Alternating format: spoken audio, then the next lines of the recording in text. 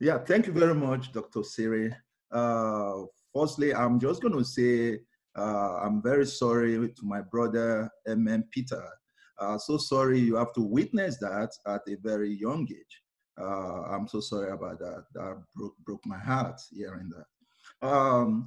Secondly, I will just quickly point out on something I discussed with a friend of mine.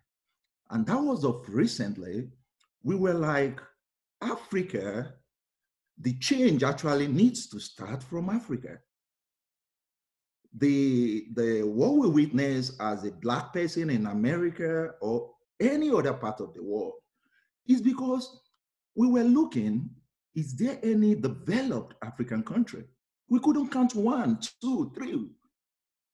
We cannot pinpoint to one developed nation of African heritage. And that is why I'm very happy with what Dr. Siri, this great idea of Osiri University. I think the change needs to start from home. We need to change as a person. We need to emerge as people from home. They're not taking us serious because they think we are nobody, we are nothing. I remember in 1970, my mentor, who happened to be a Chinese, from Chinese heritage, told me that in the 1970s, Chinese were not taken serious.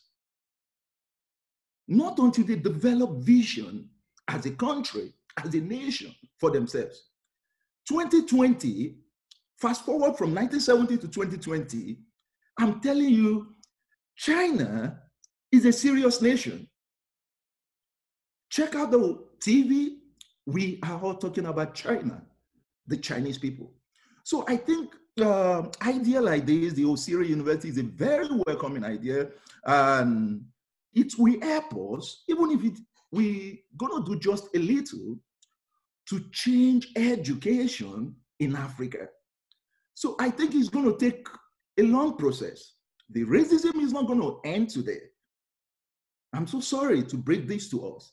It's not gonna end until we start having African nation taking charge in education, in science and technology, with vision. Apart from few African nations like Rwanda, there is none running with a concrete vision. We need leaders.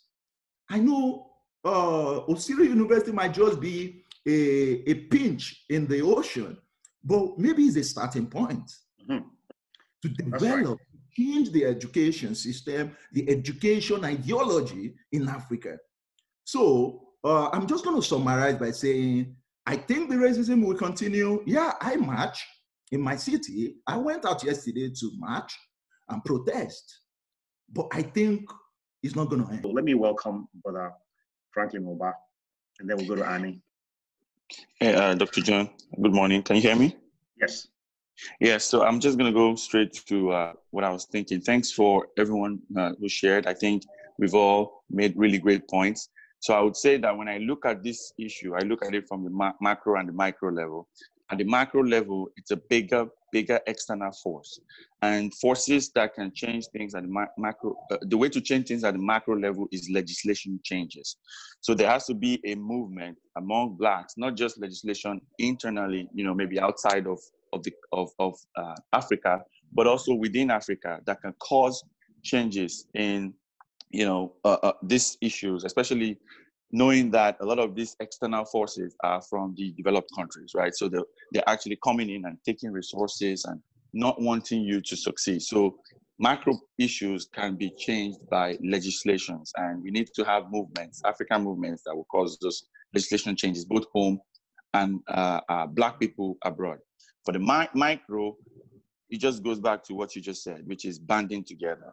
If you think about the way a lot of the Indians, when they come to the US and they get communities and own businesses, they come together.